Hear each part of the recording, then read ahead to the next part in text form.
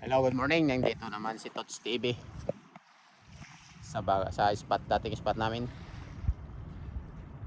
Para makita nyo yung view ng spot dito sa Fort Waikato.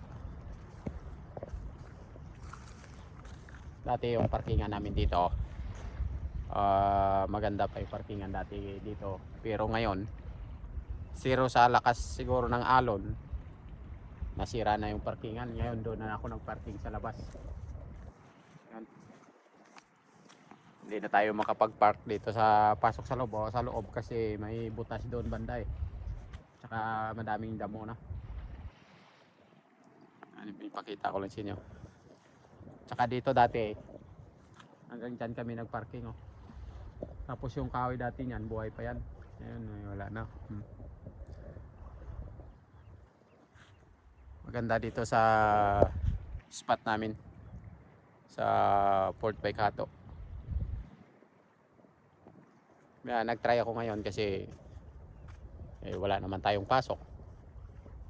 Malay mo makauli tayo mamaya mga ka-TV. Yun ang gamit ni Tots TV. Vlog in here. Yun ang gamit.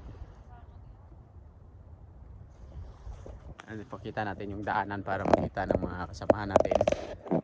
Nandito tayo. Ayun.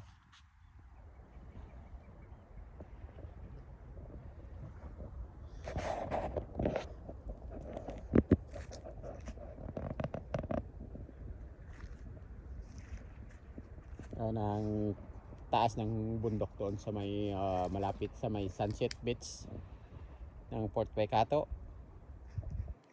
Ang doon na naman sa kabila mga Tots TV, yun ang forestry. Pwede ka din doon makapag fishing